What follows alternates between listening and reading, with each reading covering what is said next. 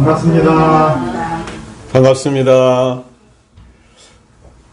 다른 때보다 오늘은 더 우리가 기쁜 마음으로 반갑습니다를 해야 되는데요.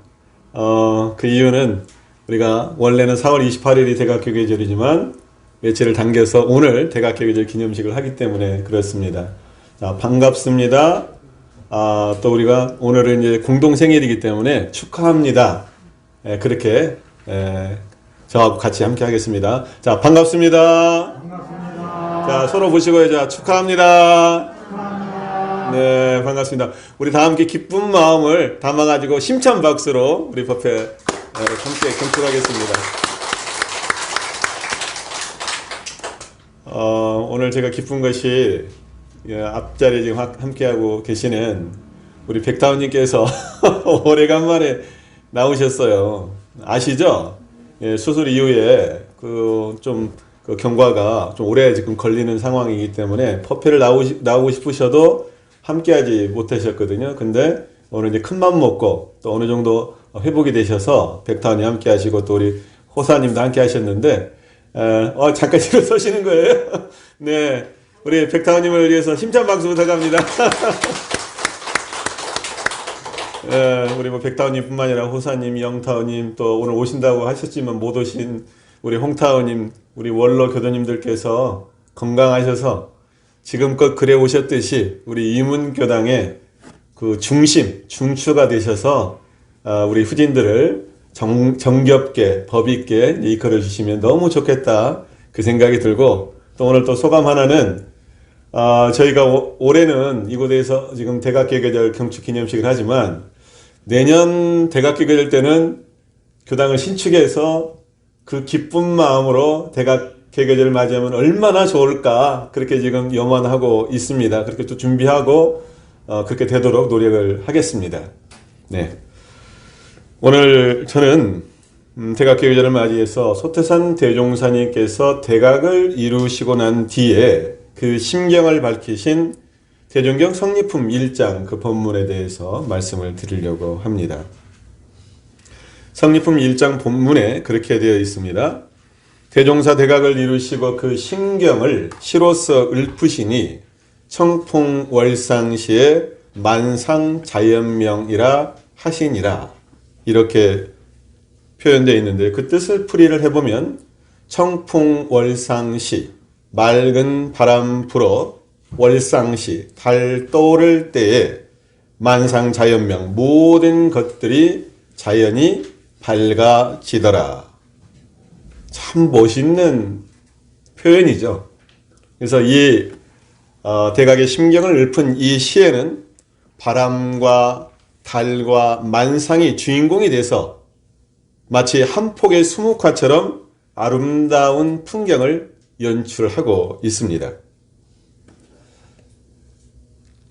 큰 깨달음을 얻을 때 심경은 어떠할까? 대종사님께서 1916년 4월 28일 대각을 이루셨을 때 그 심경은 어떠하셨을까? 짜릿한 전율일까? 아니면 은은한 자연스러움일까? 우리 교도님들 생각은 어떠세요? 어떤 심경이었을까요? 어떤 기분이셨을까요? 맑은 바람 불어 달 떠오를 때에 만상 모든 것이 자연이 스스로 밝아지더라. 그 풍경만 딱 눈에 그려봐도 참 멋지고 시원한 느낌을 갖습니다. 이 표현은 대각이라고 하는 큰 깨달음을 시적으로 또는 은유적으로 나타내고 있는데요. 여기에서 느끼는 우리의 감상은 대각이라고 하는 것은 큰 깨달음이라고 하는 것은 태풍이 아닌 살랑살랑 불어오는 바람이고 태양과 같이 강렬한 빛이 아니라 은은한 달빛이고 한꺼번에 불어닥치는 변혁이 아니라 자연스럽게 드러나는 것으로 묘사가 되고 있습니다. 저는 청풍월상시 만상자연명이라고 하는 이 대각의 심경의 표현을 보고 이것은 대각의 심경이기도 할 수 있지만 깨달음이 이루어지는 과정을 이렇게 표현해 봤다고 생각을 했어요. 왜냐하면 청풍월상시 만상자연명은 그 시적 구조가 원인과 결과의 구조를 갖습니다. 자, 한번 생각을 해보세요. 맑은 바람 불어 달이 떠올랐기 때문에 어떻게 된다는 이야기예요. 만상이 자연스럽게 밝아지더라. 그렇게 우리가 이해할 수가 있고요.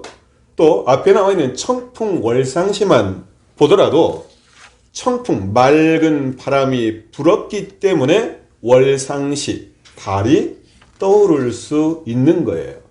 이렇게 보면 이 대각의 심경을 표현한 이 말씀이 하나의 깨달음의 과정으로 우리가 이해할 수가 있다. 저는 이 말씀을 드리고 싶은 거죠.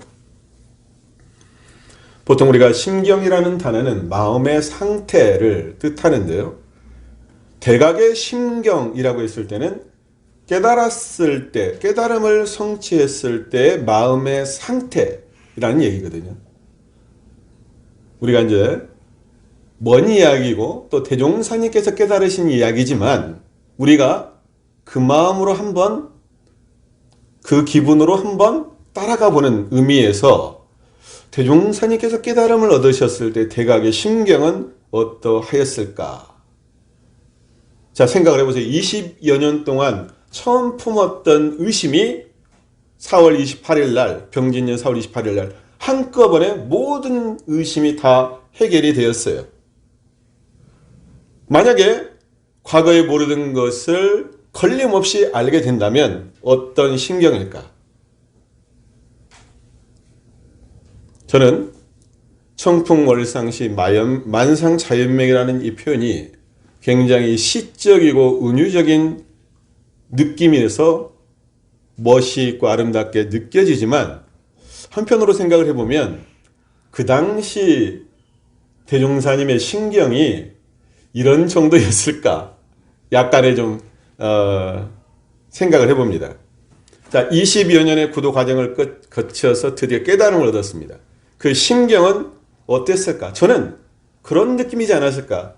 한마디로 하늘을 난 듯한, 그리고 세상의 모든 것을 다 가진 듯한, 그래서 대종사님께서 그 깨달음을 얻고 난 뒤에는 좋아서 펄쩍펄쩍 뛰고 싶은 그런 심경이 아니었을까? 저는 이제 짐작을 해보는 거죠. 그래서 소태산 대종사님께서 깨달음을 얻고 난 뒤에 심경 기분을 가장 잘 나타내고 있는 표현이 대종경 선해록 초도 이적장 2절로 보는데요. 거기에 어떻게 나와 있냐면 대종사님은 득도한 이후에 깨달음을 얻은 이후에 그 심경을 심독히 자부 이렇게 표현을 하셨어요. 그 말씀 들어보셨죠? 심독히 자부라는 말을. 이 뜻은 뭐냐면 홀로 마음속으로 기뻐하고 스스로 인정하며 자긍심을 지닌다라는 말이 심독히 자부입니다. 그러니까 말로 표현할 수 없이 마음속에 그 기쁨이 충만한 상태, 이것이 심독히 자부라는 표현이에요. 그러시면서 그 기쁨을 다음과 같이 서술을 하고 있는데요. 이것은 제가 만드는 얘기가 아니라 대종경 선해록이라고 하는 책에 그대로 되어 있어요. 그의 겨울 범현동에 있을 때에는 생사고락 그 이치며 우주만물 그 이치를 억만 사람 많은 중에 내가 어찌 알았는고 생각하니 생각할수록 흥이 나서 하룻밤을 흥타령으로 앉아 세우고 이른 새벽 눈은 한척 높이로 쌓였는데 굽 남학신을 신은 채 뒷산으로 올라가 사방으로 돌아다니다가 돌아왔으되 신발에 눈 한 점 묻어있지 않은 일도 있었다. 이렇게 표현되어 있거든요. 이 모습이 머릿속으로 그려지시나요? 자, 얼마나 그 대각의 기쁨이 크셨으면 흥이 나서 하룻밤을 흥타령으로 앉아 세우셨을까? 또 얼마나 대각의 기쁨이 크셨으면 이른 새벽에 남학신을 신고 눈 덮인 뒷산을 사방으로 돌아다니셨을까? 저는 이 표현이 대종사님의 대각의 기쁨을 가장 사실적으로 표현한 말씀이라고 생각을 합니다. 어쩌면은 깨달음을 얻은 자만이 느낄 수 있는 그런 심경이고 기쁨의 표현이겠죠. 그래서 오늘 청풍월상시라고 했는데 먼저 우리가 생각할 것은 우리는 어떤 바람을 불릴 것인가. 청풍은 맑은 바람이거든요. 바람이라고 하는 것이 자연계에 있어서 매우 중요한 역할을 한다고 합니다. 바람이 불잖아요. 만약 바람이 불지 않으면 어떻게 될까요? 이 자연계에서. 바람이 꼭 필요한 거라고 생각을 하시죠?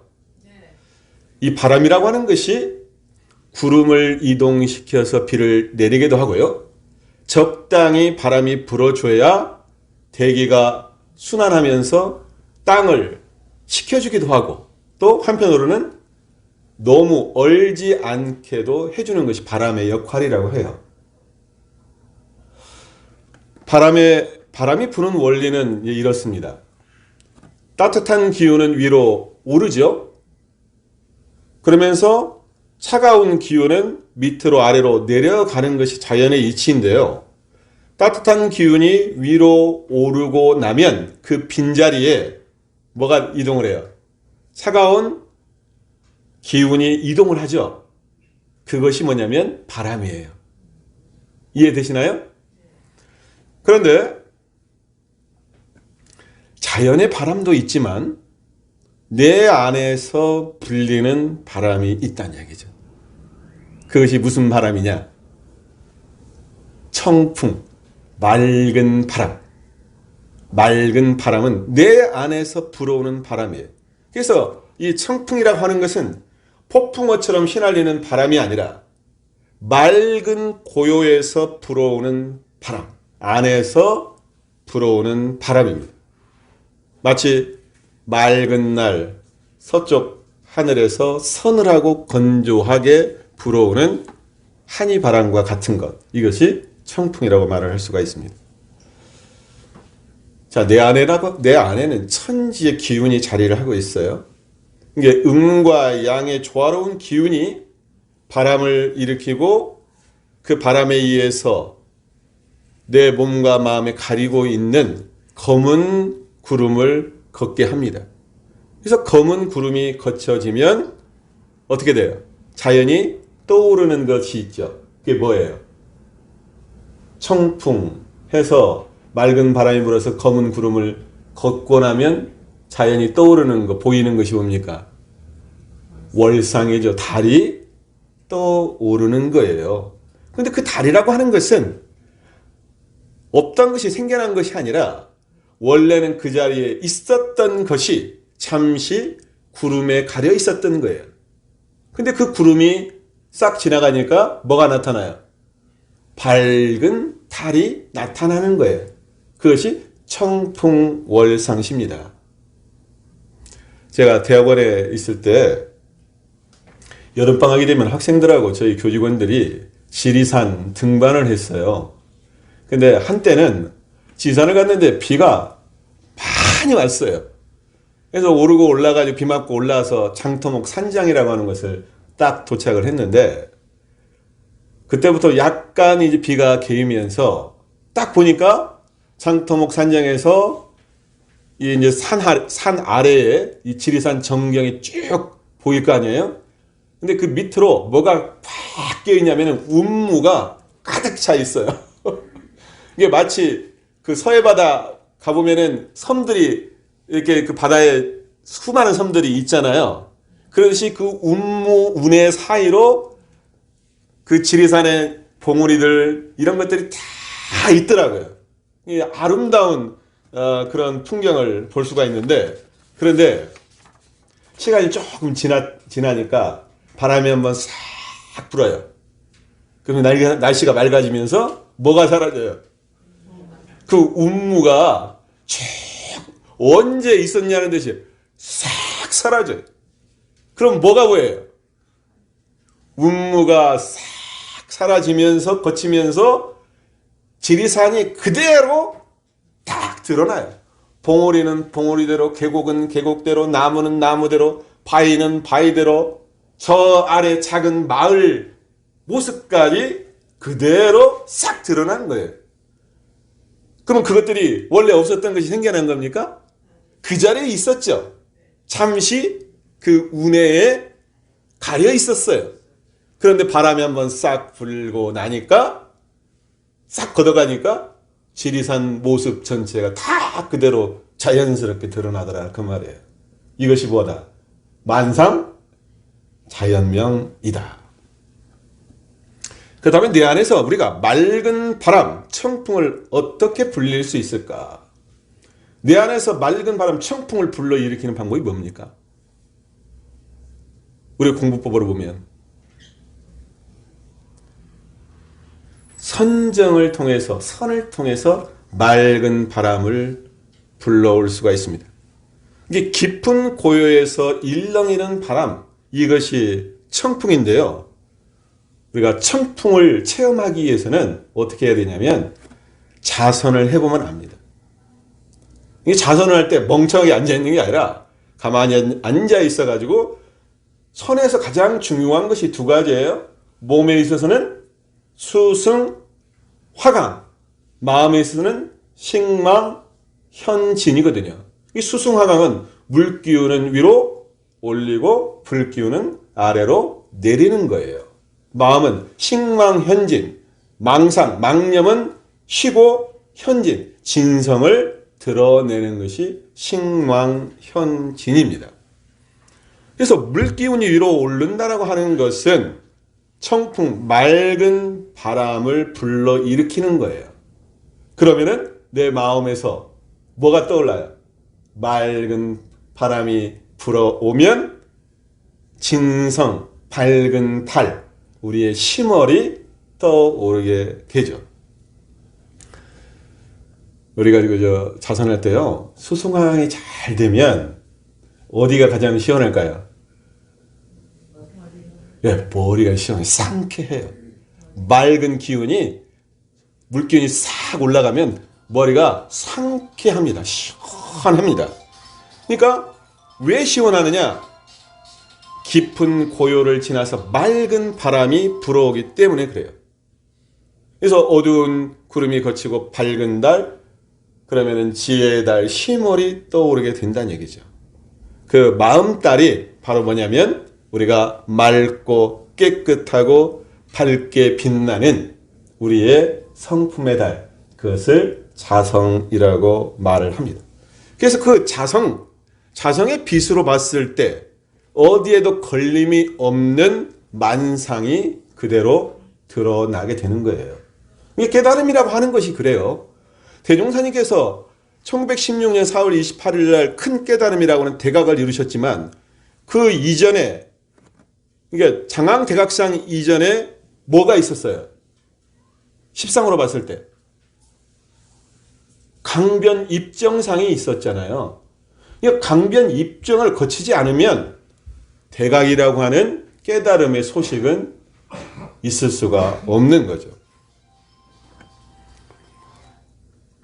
우리가 자연의 바람 중에서 가장 강력한 바람을 태풍이라고 말을 합니다. 태풍. 여름에 태풍이 불잖아요. 근데 교도님들 그 태풍의 눈이라는 말 들어보셨죠? 태풍이 이렇게 팽 돌아서 있으면 태풍의 눈은 어디에 있습니까? 가운데에 있어요. 태풍의 가운데에 눈이 있어요. 그런데 태풍이라고 하는 것은 안으로 갈수록 풍속은 계속 증가하지만 그 중심에는 하늘이 맑고 바람이 없는 고요한 상태를 유지합니다. 이것이 뭐냐? 태풍의 눈이에요. 밖에서는 소용돌이 치는 그 강한 태풍을 불러일으키지만 그 가운데점에서는 맑고 바람이 없는 고요한 상태, 그것이 태풍의 눈인데요. 저는 그 태풍의 눈이 진공이라고 생각을 합니다. 우리 공부법으로 봤을 때. 그 자리야말로 진공의 자리에 텅 빈 자리예요.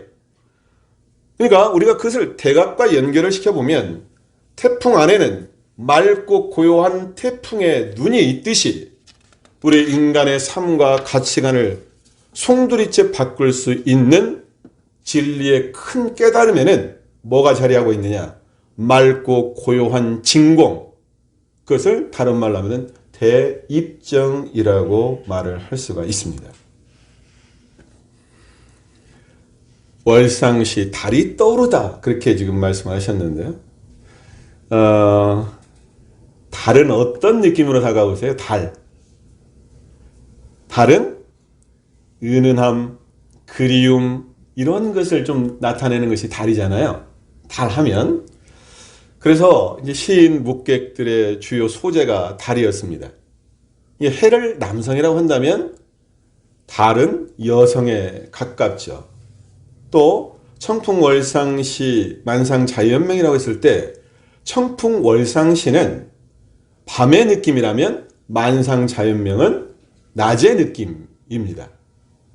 이게 청풍월상시가 음이라면 만상자연명은 양의 느낌을 갖는 거죠. 그런데 아까 우리가 지금 생각해 봤듯이 달이라는 그 이미지가 성리품 1장에서는 그 깨달음을 이렇게 팽창, 변혁, 큰 느낌으로 와지는 것이 아니라 이게 대중사님께서 뭐 개벽 이런 느낌이 아니라 굉장히 은유적으로 표현을 하고 있어요. 그래서 달을 10월 마음달로 나타내고 있는데요. 그래서 월상시 달도를 때에 깨달음이라고 하는 것은 자연스럽게 환히 드러나는 건데 그 드러남은 맑은 바람이 불었을 때 자연이 드러나는 것이다. 근데 제가요 대중사님의 그 대각의 신경 청풍월상시 만상자연명 이 내용을 연마하면서 이런 의문이 들었어요. 자, 달이 떠올랐을 때 만상자연명이라고 했는데 달이 만상을 제대로 비춰줄까? 달이 떠오르면 만상 일체 것들이 밝아질까? 어떻게 생각하세요? 보름달 정도라도 돼야 좀 보이죠? 이것저것 구분은 하죠. 그런데 보름달 정도만 가지고도 그렇게 제가 생각했을 때는 밝게 드러나는 것 같진 않아요. 그렇기 때문에 이것을 은유적으로 시적으로 표현했다고 이렇게 지금 이 정도로 이야기를 하는데 그래서 좀 이 대종사님의 대각의 신경 청풍월상시 만상자연명을 우리가 좀 더 깊게 한번 생각을 해보면 어떨까 그 말씀을 좀 드리고 싶은 거예요. 월인청강지곡이라는 그 노래가 있는데요. 들어보셨죠? 월인청강 달이 청계의 강에 비친다. 이것이 월인청강지곡인데 이것은 조선 세종이 지은 불교 창가입니다. 그래서 월인청강지곡이라고 하는 원래 의미는 부처님의 본체는 하나지만 달은 하나지만 그 모습은 백억 화신으로 나타나서 중생을 교화하는 것. 이것이 마치 달은 하나지만은 시공을 초월해서 수많은 천 개의 강에 그 달이 비친다라는 의미를 가지고 있어요. 이렇게 보면 자, 청풍월상시의 만상자연명이 우리가 어떻게 생각을 해야 되냐면 대종사님의 그 깨달음의 빛이 우리 각자의 마음달을 밝혀 주었다. 그렇게 생각하시나요? 안 하시나요? 대종사님의 깨달음의 빛이 없었으면 우리의 마음달을 내가 발견할 수 있습니까? 없습니까? 없죠. 대종사님의 깨달음의 빛이 있었기 때문에 우리 각자가 가지고 있는 마음속의 달을 우리가 발견할 수가 있었어요. 그렇다고 한다면 우리의 사명은 뭐냐면 내가 이제 또 하나의 달이 되어서 천 개의 강을 비춰주는 거죠. 이해되시나요? 이렇게 되면 천 개의 달이 되고 천 개의 강에 비춰나가면 각자가 비춰나가면 일체 만물은 자연이 밝아질 수밖에 없어요. 그래서 제가 생각하는 만상자연명은 하나의 달빛이 만상을 비추는 것이 아니라 이거 잘 생각해 보셔야 돼요. 하나의 달빛이 만상을 비춰주는 것이 아니라 만상 스스로가 달이 되어서 스스로 밝아지는 것. 쉽게 말하면 대종사님만 깨달음을 얻을 것이 아니라 우리 각자가 깨달음을 얻어서 내가 달빛이 되어야 한다는 이야기예요. 그러면서 나의 달빛이 1000개의 강에 비쳐요. 우주 만물에 비칩니다. 만상에. 그러면 그 만상도 또 나의 빛을 따라서 스스로 밝은 빛이 되는 것. 이 말씀이 진정한 대종사님의 깨달음의 의미가 된다는 이야기죠.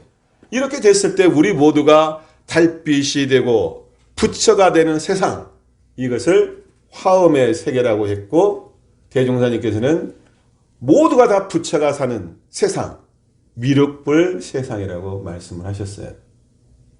집집마다 부처가 사는 세상, 종목사님의 신년 법문이잖아요. 그러니까 모두가 다 깨달음을 얻어서 다 부처가 되자. 그것이 바로 용화해상이고 미륵불 해상이다. 원불교 성가 107장에 심월송이 있습니다. 마음따를 기리는 노래가 심월송이죠. 저 호공의 밝은 날은 다맛 한낮 원체로 돼 일천강에 빛이 오면 다가오면 일천낫이 나타나고 나의 성품 밝은 맘도 또한 한낱 원체로 돼 일만 경계 다가오면 일만낫이 나타나네. 앞에 부분은 월인 청강지국을 말씀드린 거라고 한다면 뒷부분은 굉장히 의미가 있습니다. 나의 성품 밝은 맘도 또한 한낱 원체로 돼 일만 경계 다가오면 일만낫이 나타나네. 이 말씀은요, 우리 각자가 품고 있는 그 달을, 내가 가지고 있는 이 달을 일만 경계를 당해서 구름이 가린 그 달이 아니라 구름이 거쳐서 환하게 드러나는 일만 경계의 각각의 1만 개의 달로 나타나라. 이 얘기예요. 이해되셨나요? 네, 이것이 월인청강지국의 우리의 수행적 의미입니다.